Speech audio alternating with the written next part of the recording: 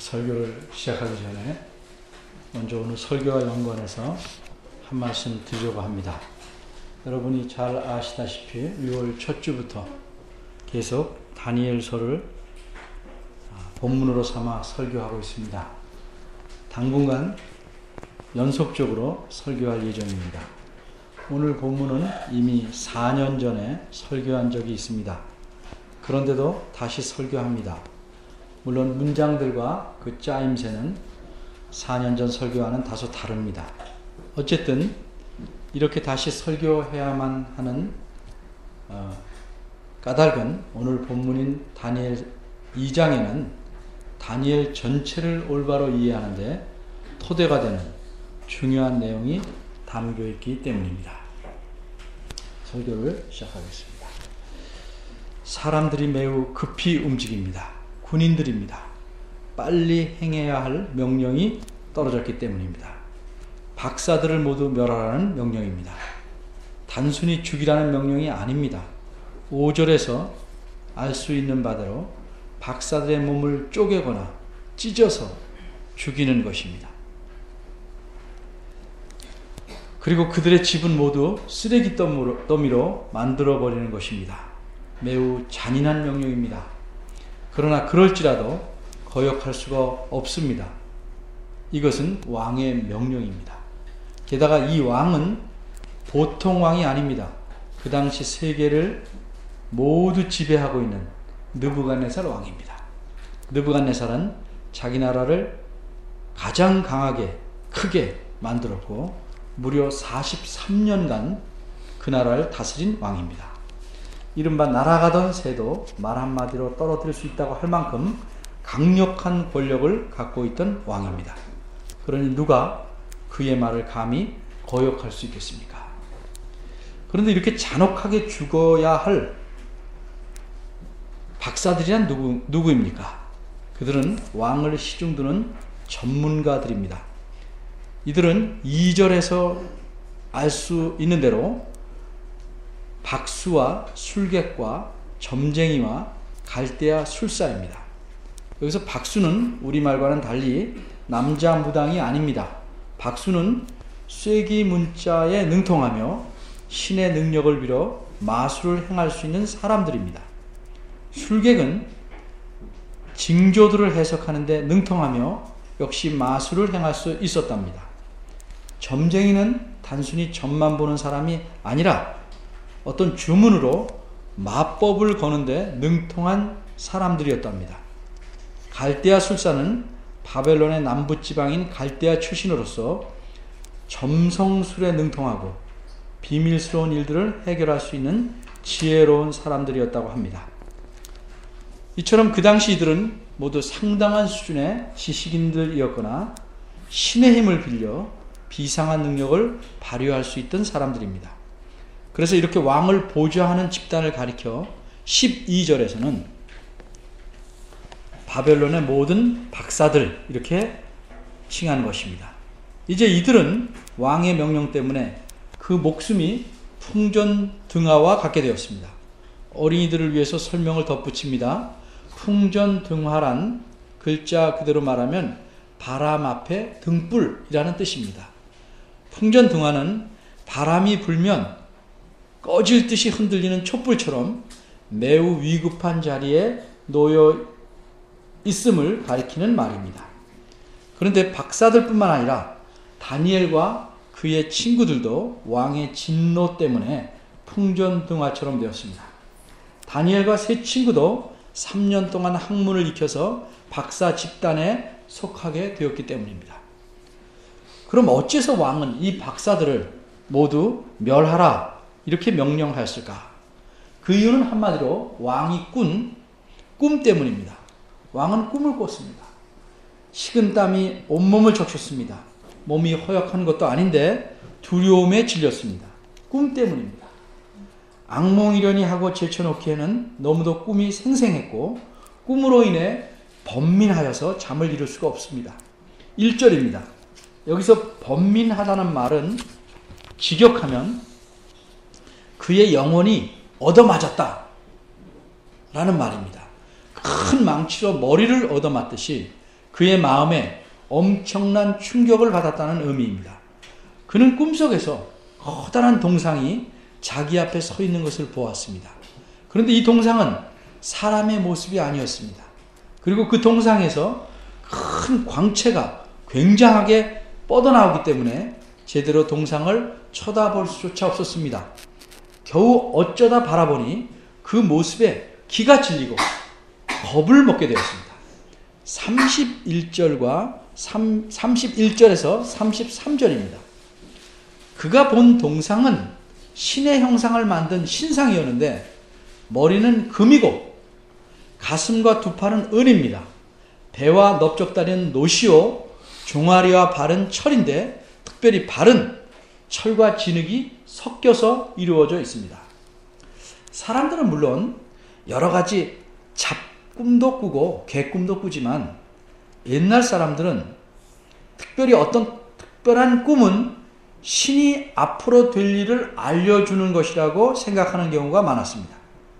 특별히 왕이 꾸는 꿈은 그렇다고 생각을 했습니다. 우리도 꿈을 꿉니다. 그런데 우리가 꾸는 꿈은 대부분 그저 우리 생각 속에서 나오거나 어떤 일을 경험했거나 혹은 다른 외부적인 스트레스에 의해서 생기는 꿈입니다. 특별히 일반인들이 꾸는 꿈들 중에 그래도 좀 맞다고 할 만한 꿈이 있다면 그것은 아마 태몽일 것입니다. 물론 꿈에는 해석이 여러 가지입니다. 어쨌든 옛날 사람은 지금의 우리보다 훨씬 더 많이 꿈을 믿었습니다. 이 꿈의 내용이 무엇인지 왕은 알고 있었습니다. 그런데 무슨 의미인지는 알 수가 없었습니다. 지금도 마찬가지지만 왕 옆에는 왕의 모든 통치와 계획과 모든 일들을 도와주는 매우 지혜로운 사람들, 이른바 박사에 해당하는 사람들이 많이 있었습니다. 그래서 왕은 그들을 박사라고 부릅니다. 2절을 다시 보면 네 종류의 박사가 나옵니다. 이들은 무식한 사람이기는커녕 모든 학문을 연구해서 그걸 체득하고 거기다가 신의 경지로 넘나들 수 있는 그런 사람들입니다. 특히 갈대아 술사는 별의 움직임을 보고 나라의 운명이나 앞일을 예상하는 사람들입니다. 이처럼 왕은 신의 세계를 접촉하거나 자연현상을 정확히 판단해서 나라의 앞날을 해석해내는 그런 사람들을 불러왔습니다. 그러니까 왕은 당연히 이들이 자기의 꿈을 잘 해석해 줄 것이라고 생각했습니다. 3절입니다. 왕이 말합니다. 내 꿈을 알고자 하니 이 꿈에 대해서 말하고 해석하라. 그랬더니 그 중에서 갈대아 술사들이 아람 방언으로 말합니다. 구약 성경은 8장 정도만 빼고 나머지는 모두 히브리어로 기록되어 있습니다. 그 8장 중에서 다니엘 2장 이 4절부터 7장 28절까지 약 5장이 아람어로 쓰였습니다. 나머지는 에스라입니다. 이들은 아람어로 왕에게 이런 뜻으로 말합니다. 4절입니다. 우리가 꿈을 해석하려면 그 꿈의 내용을 우리에게 말해 주셔야 그걸 가지고 분석하지 않겠습니까? 그러니 꿈 내용을 먼저 말씀해 주십시오. 사실 컴퓨터가 제 아무리 똑똑해도 그 안에 자료를 넣지 않으면 분석해내지 못합니다. 컴퓨터는 스스로 자료를 만드는 게 아니고 사람이 입력을 해야 입력된 자료들을 신속하게 분석하고 다른 작업을 하는 것입니다. 이렇듯 박사들도 컴퓨터같이 아주 기가 막힌 박사들일지라도 꿈 내용을 들어야 그것을 듣고 해석할 수 있는 것입니다. 그래서 그렇게 하겠다고 말합니다. 하지만 왕은 달리 말합니다. 5절에서 9절입니다. 너희들이 다 박사니까 먼저 내 꿈이 무엇인지를 맞추고 그 다음에 해석해라. 너희들이 나에게 계속 꿈을 말하라고 하면서 해석하지 않는 것은 해석할 수 없기 때문이 아니냐. 해석하지 못하니까 시간을 벌고 혹시 내 마음이 누그러지면 어떻게 슬쩍 넘어가려고 하는 것 아니냐. 정말 너희들이 신의 세계를 접촉하고 모든 걸 다 해석할 수 있는 사람이라면 내가 본 꿈이 무엇인지 말하고 그 꿈을 해석해내라. 그러자 이 박사들은 너무 어이가 없었습니다. 정말 답답하기 이를 데 없습니다. 5절에서 왕은 이렇게 말합니다. 너희가 내 꿈을 말하고 그 해석을 알게 하지 않으면 너희들 모두 다 죽여버리겠다. 너희 집들도 다 거름토로 만들겠다. 이제 박사들은 어차피 죽을 수밖에 없습니다. 왕이 일단 말했으니 말대로 할 것이고, 그러면 박사들은 죽을 수밖에 없습니다. 그러나 지렁이도 밟으면 꿈틀하듯이 박사들은 이왕 죽을 바에 하고 당차게 말합니다. 할 말은 하려는 것입니다. 10절과 11절입니다. 왕이시여, 세상에 이런 법은 한 번도 없었습니다. 어떤 왕이 꿈도 얘기하지 않고 박사들에게 그 해석을 알려달라고 합니까? 그런 예는 역사상 이제껏 한 번도 없었습니다. 왕이 물으신 것은 참 희한한 일입니다. 사람으로서는 할 수 없는 일이고 신이라야 할 수 있는 일입니다. 우리가 많이 배우고 신의 세계를 접촉한다 할지라도 신이 아니기에 할 수 없는 것인데 어찌 우리에게 그런 요구를 하십니까? 그러니까 이들의 말은 한마디로 왕의 요구는 억지입니다. 부당하다, 이런 의미입니다. 좀 나쁘게 말하면 제정신 가진 왕이라면 그런 요구를 안 한다는 거죠. 하지만 왕의 입장에서 보면 좀 다릅니다. 꿈풀이는 해몽하는 사람에 따라 다를 수 있습니다. 다시 말하자면 꿈에서 보았다는 요소들을 그림 조각 맞추듯이 짜 맞춰서 얼마든지 좋은 쪽으로도 또는 나쁜 쪽으로도 해설이 가능하다는 말입니다. 예를 들면 운니가 빠졌다, 그 위에 분이 죽었다. 아랫니가 빠졌다, 아랫사람이 빠졌다. 덧니는 뭐예요? 갖다 붙이기 나름입니다. 그런 게 몇 개 맞으면 그게 이제 일종의 설이 되는 겁니다. 더구나 왕을 위해 꿈풀이를 해야 할 경우에는 자연히 왕이 듣기 좋은 쪽으로 틀어서 바꿔서 말할 가능성이 높습니다. 그래서 왕은 자기가 본 꿈의 내용을 분명히 알아야 되겠기에, 정확히 알아야 되겠기에 아예 꿈의 내용도 말하지 않은 채 그 꿈의 내용과 해석을 말하라고 요구하는 것입니다. 그러나 사람이 아무리 지혜로운들 꿈의 내용을 듣지 않은 채 해몽할 수는 없는 것입니다. 따라서 바벨론의 제일이라는 지식인들은 이와 같은 왕의 요구가 역사상 전례가 없는 무리한 것이라고 지적하고 있는 것입니다. 그러니 왕은 화가 엄청났습니다. 결국 박사들의 말을 들어보니 왕이 나쁘다는 겁니다. 그런데 왕의 입장에서는 박사들이 못돼 먹었습니다. 박사들은 늘 자신들은 신의 세계를 접하고 무엇이든지 다 아는 체 하더니 꿈의 내용도 못 알아맞히고 있는 것입니다. 그렇다면 박사들이란 왕의 입장에서 볼 때 아무짝에도 쓸모가 없는 도구인 셈입니다. 그래서 12절입니다. 왕은 몹시 진노하고 통분했습니다. 화가 나고 몹시 분했다는 뜻입니다. 13절입니다. 이제 바벨론에서 박사라는 종족은 다 죽게 되었습니다. 그런데 이 대상에 다니엘과 그의 세 친구들까지 포함되었습니다. 이들은 이 일이 있기 한 3년 전쯤에 포로로 잡혀왔습니다. 그런데 똑똑한 사람들이라 왕은 이들에게 바벨론의 학문을 가르쳐서 써먹으려고 했습니다. 이렇게 이들은 박사가 되는 수업을 받고 마쳤습니다. 그런데 이제 죽게 된 것입니다. 왕의 명령이 떨어지자마자 이 일을 맡은 시위 장관이 부하들을 데리고 출동합니다. 14, 15절입니다. 이때 다니엘이 묻습니다. 장관님, 어디를 그리 급하게 가십니까? 무슨 일이십니까? 그러자 장관이 설명해 줍니다. 일이 매우 급하게 되었습니다. 다니엘과 그의 친구들의 목숨이 풍전등화입니다. 16절입니다. 다니엘은 그 장관에게 왕을 찾아가 시간을 주시기를 구해달라고 요청합니다. 그러면 왕이 원하시는 대로 꿈의 내용과 해석을 보여드리겠다고 말합니다.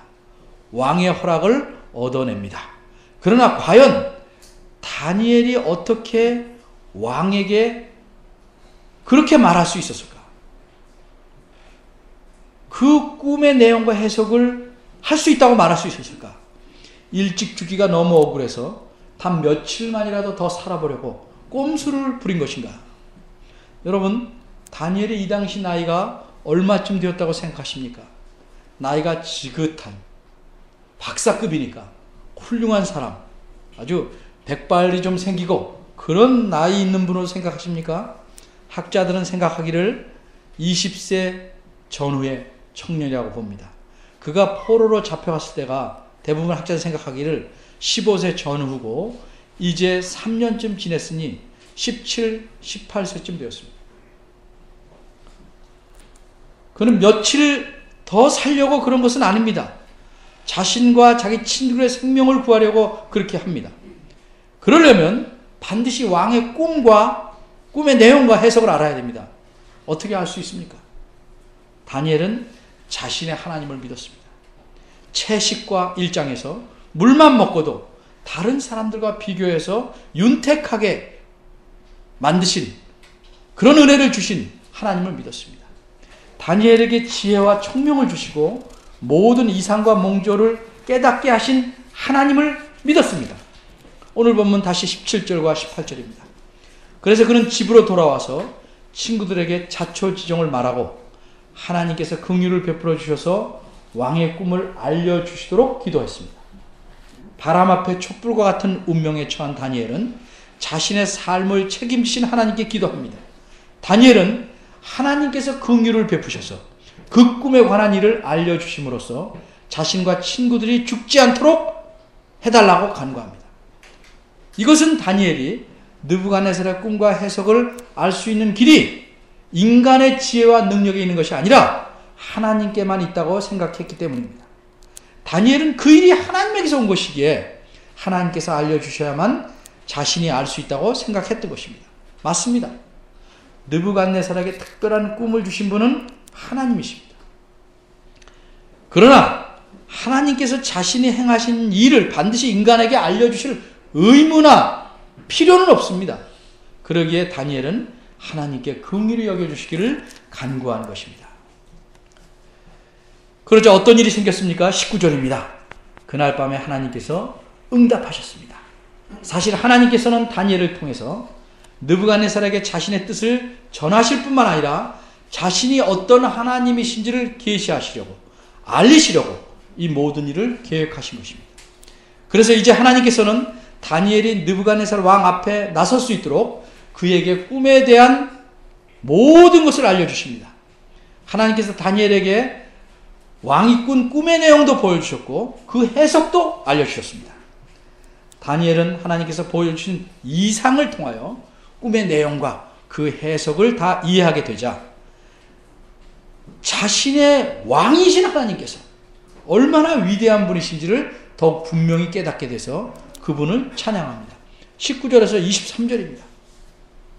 다니엘의 찬양 가운데 하나님이야말로 세상 나라들의 왕들을 세우기도 하시고 패하기도 하시는 것은 물론이고 때와 기한과 같은 자연적인 질서마저도 자기 뜻대로 주장하시는 온 세상을 다스리는 절대자이심을 찬양합니다. 사람이 자기 능력으로는 하나님께서 알려주시는 것을 깨달을 수 없습니다. 하나님께서 깨달을 수 있는 지혜와 능력을 주셔야 비로소 사람은 하나님의 계시를 깨달을 수 있는 것입니다. 그래서 하나님께서는 다니엘에게 지혜와 능력을 주시고 느부갓네살에게 보이셨던 꿈과 그 해석을 알려주셨습니다. 24절과 25절입니다. 다니엘이 이제 왕 앞에 나아갑니다. 왕이 보기에 아직 애송이입니다. 다니엘이 과연 바벨론의 모든 박사들도 손들고 물러난 이 일을 해결할 수 있을 것 같이 도저히 보이지 않았습니다. 26절입니다. 그래서 이렇게 묻습니다. 내가 얻은 꿈과 그 해석을 네가 능히 내게 알게 하겠느냐? 그러자 다니엘은 당차게 대답합니다. 27절에서 30절입니다. 이제 느부갓네살은 자기가 꾼 꿈과 그 해석을 어느 누구도 풀 수 없다고 생각했습니다. 이 생각은 옳았습니다. 그러나 그가 미처 생각하지 못한 것이 있었습니다. 그는 하나님을 몰랐기에 능히 어떤 비밀도 밝히 드러내실 수 있는 하나님의 능력에 대해서는 전혀 생각하지 못했습니다. 이런 왕에게 다니엘은 비밀을 나타내시는 분은 오직 하나님뿐이시다. 이렇게 분명하게 말합니다. 하나님께서 느부갓네살 왕에게 보이신 꿈은 장차 일어날 일들에 관한 것이었습니다. 옛날이나 지금이나 가끔씩 예언을 한다는 사람들이 미래에 일어날 일들을 더러 알아맞히기도 합니다. 그런데 하나님께서 미래의 일들을 말씀하시는 것은 알아맞히기가 아닙니다.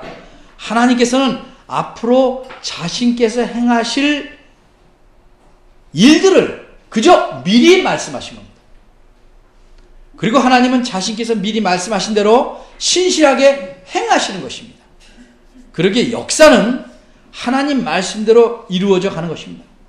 인간의 운명뿐만 아니라 세상의 모든 역사는 제 아무리 위대하다고 할지라도 인간인 왕의 능력이나 지혜에 따라 좌우되는 것이 아니고 온 우주의 주인이신 하나님의 손에 달려있는 것입니다.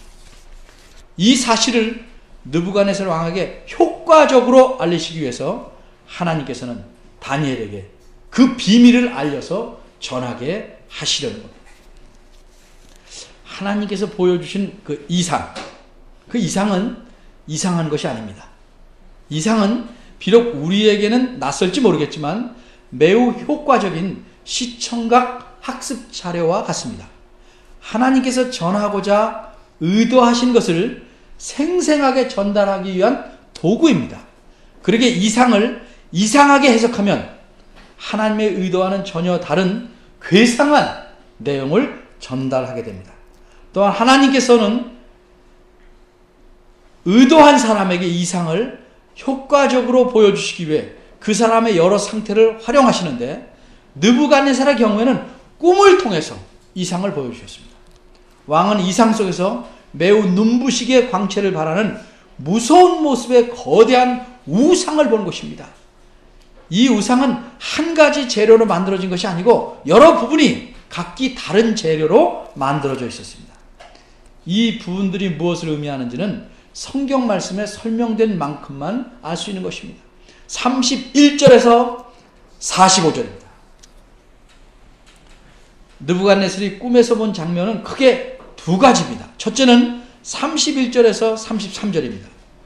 우상의 생김새야 된 장면이 나타났고, 두 번째는 34절에서 35절인데 산에서 잘라낸 돌이 우상을 쳐부시는 장면이 있습니다.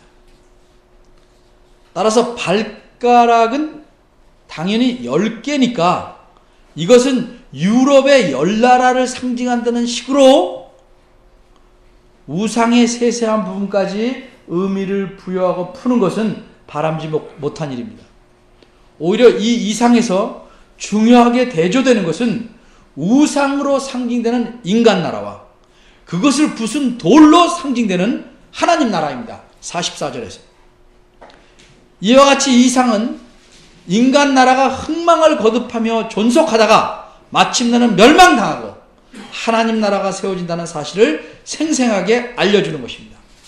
그러므로 이것은 느부갓네살 왕 시대부터 세상의 종말 때까지 해당하는 이상입니다. 이로써 이 이상은 세상 역사의 큰 틀을 제공하고 있는 것입니다. 거대한 우상을 쳐부셔서 흔적도 없게 만든 돌은 조그맣더니 점점 커져서 거대한 산을 이루고 온 세상에 가득 찼습니다. 35절입니다. 이것은 하나님께서 세우실 망하지 않는 영원한 하나님 나라를 의미하는 것입니다. 역사를 시간이 흘러간다 하는 그 흐름의 측면에서 보면 새로운 나라가 등장해서 세상을 다스리게 되면 그 이전의 나라는 사라지는 것입니다. 둘째 나라가 나타나면 첫째 나라였던 바벨론은 사라지는 것이고 셋째 나라가 등장하면 둘째 나라가 없어지는 것입니다. 세상을 통째로 움켜쥐려는, 제패하려는 새로운 나라는 그 이전의 나라를 멸망시켜버려야 하기 때문입니다. 그러나 이 우상의 여러 부분들은 그렇게 순차적으로 위에서부터 차례로 없어지지 않고 마지막에 다 함께 부서지고 맙니다. 35절입니다. 왜 이런가? 이것은 하나님께서 시간의 구분에 따라 세상 역사를 말씀하려고 하신 것이 아니고 누가 세상을 다스리고 있느냐는 관점에서 세상 역사를 보고 계신다는 사실을 뜻하는 것입니다. 그러기에 어떤 나라가 세상을 다스리든지 간에 그것은 인간의 나라입니다. 먹고 먹히지만 그건 다 인간의 나라입니다. 따라서 둘째 나라는 첫째 나라를 계승한 것이고 셋째는 둘째, 넷째는 셋째를 이어서 세상을 다스리는 것뿐입니다. 그 모든 나라들은 본질이 똑같은 인간 나라입니다.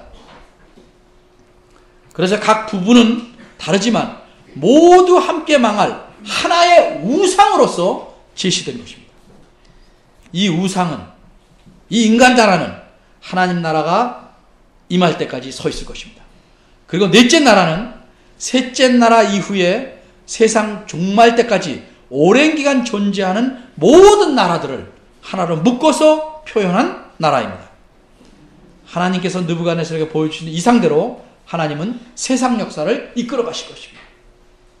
이렇듯 각기 다른 재료로 된 여러 부분은 세상을 다스리는 나라들을 뜻하지만 이 부분들이 모여서 하나의 우상을 이루고 있다는 사실은 세상을 다스려가는 모든 나라들을 하나로 묶어 놓았다는 것을 의미합니다.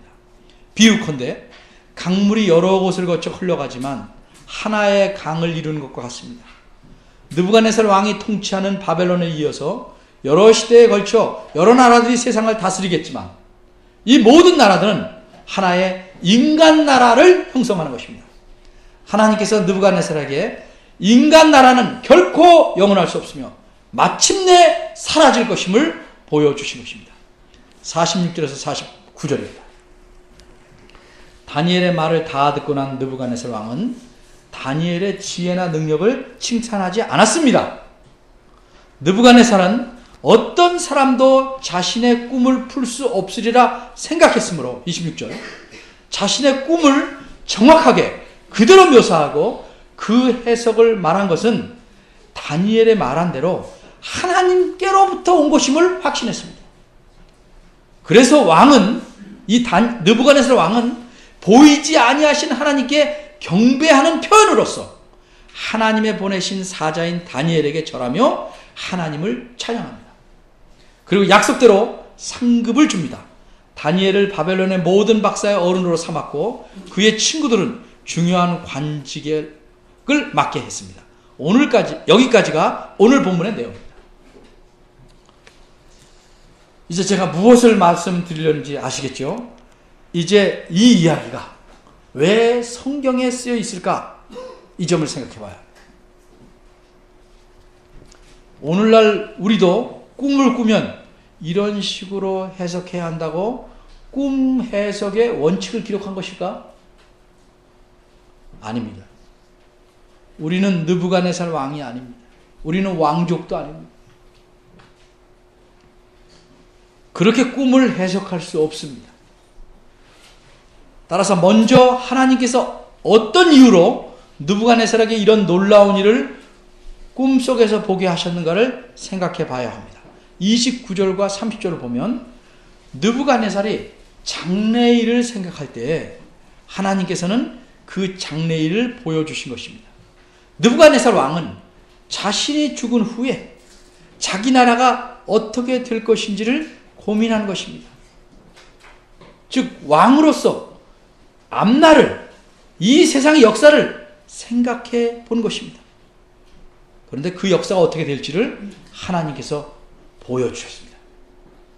하나님께서는 모든 역사를 이끌어 가시는 분이기에 느부갓네살이 죽은 뒤에 세상의 역사라는 것이 하나님 나라가 영원히 설 때까지, 즉 세상 끝날까지 그 역사가 이렇게 된다는 사실을 큰 신상 하나의 모습으로 압축해서 보여주십니다.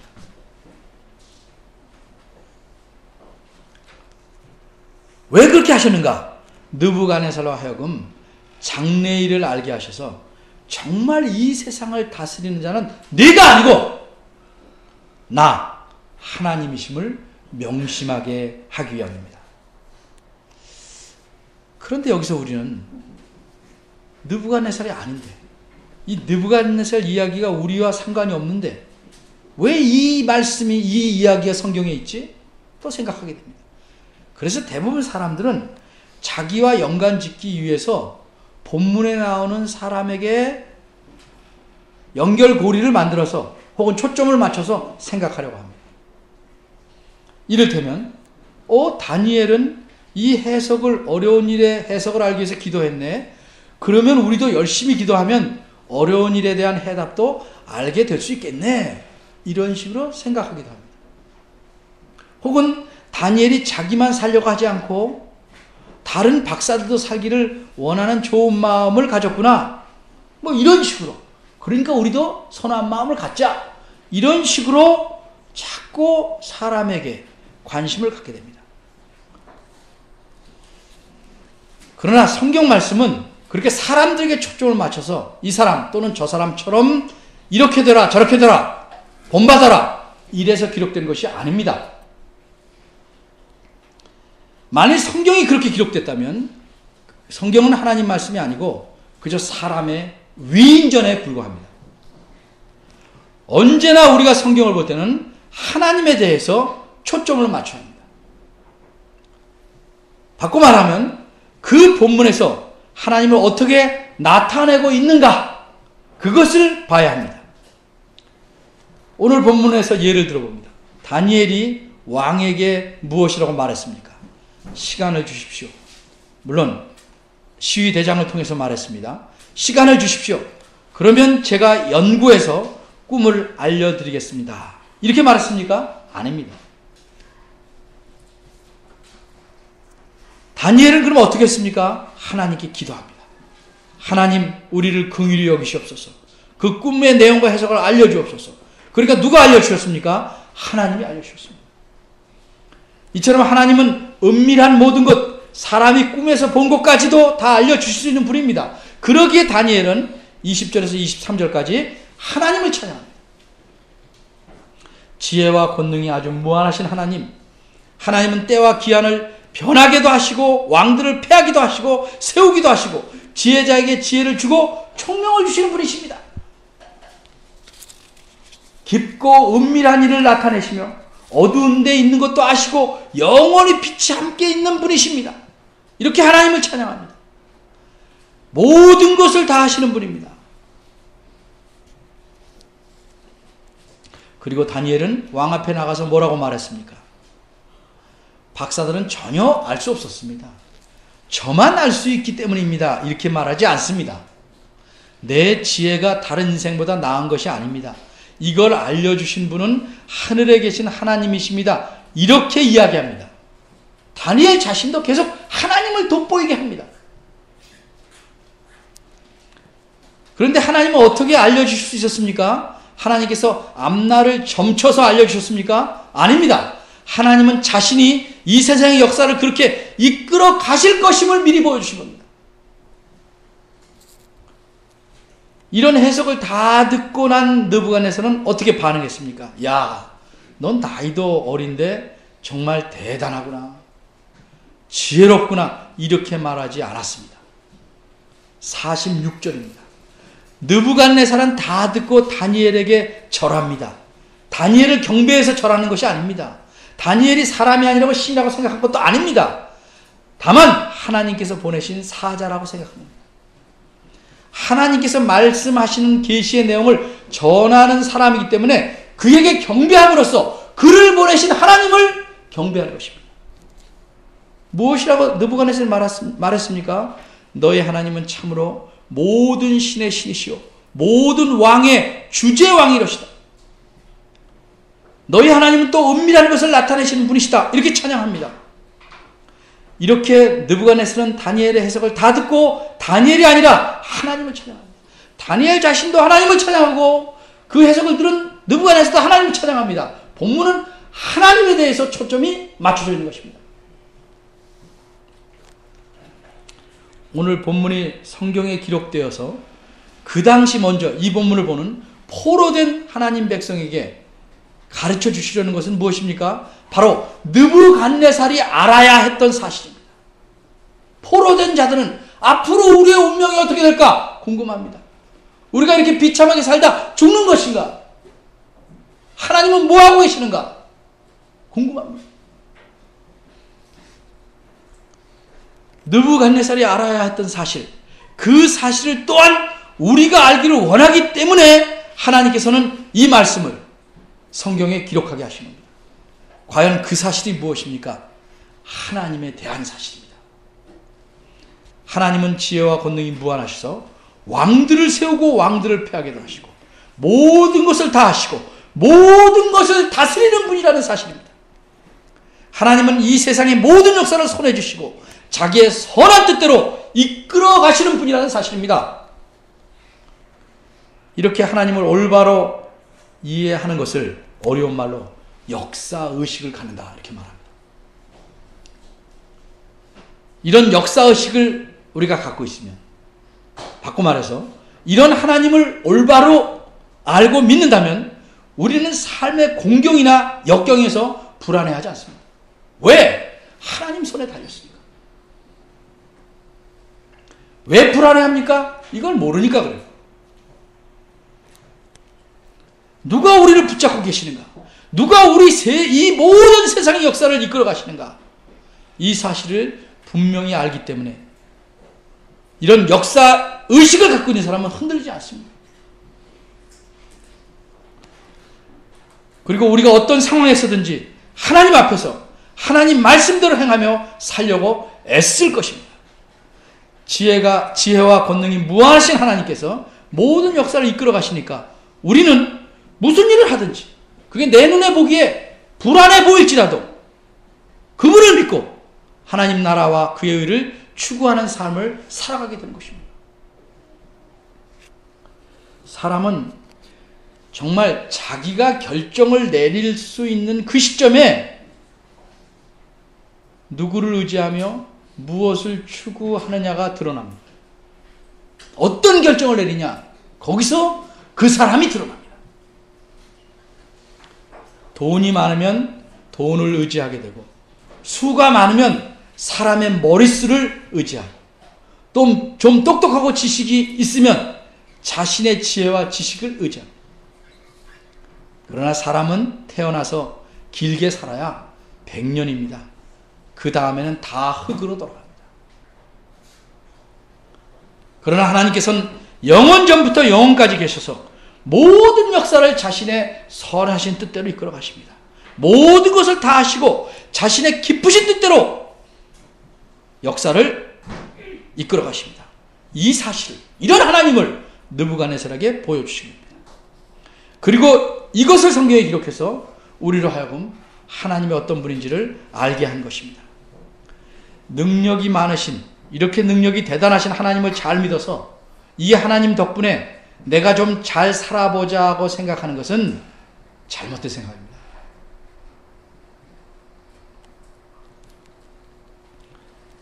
하나님께서 우리를 하나님의 자녀로 부르시는 것은 하나님이 원하시는 일에 힘써 헌신하고 살아가도록 하기 위한 것입니다.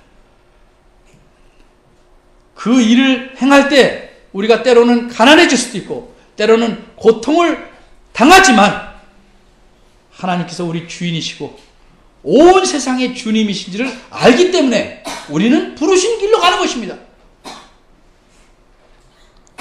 교회는 이 일, 하나님께서 부르신 일을 위해서 모인 사람들입니다.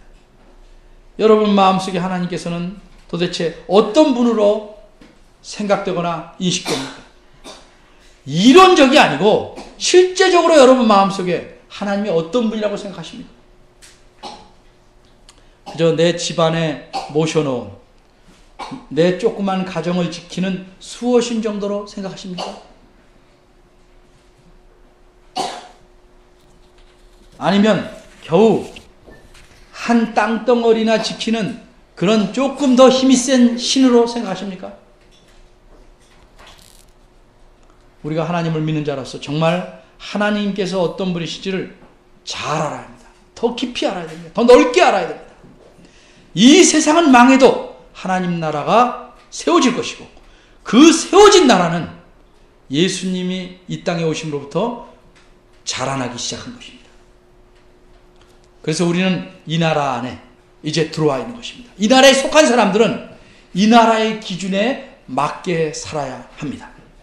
하나님께서 이루어 가실 그 역사의 완성을 바라보면서 사는 것이 참으로 지혜로운 튼튼한 삶입니다. 이것이 우리 하나님을 의지하는 사람들이 살아가야 될 방향입니다. 풍전등화와 같은 때에도 하나님은 우리를 지키시고 인도하실 것입니다. 기도하겠습니다.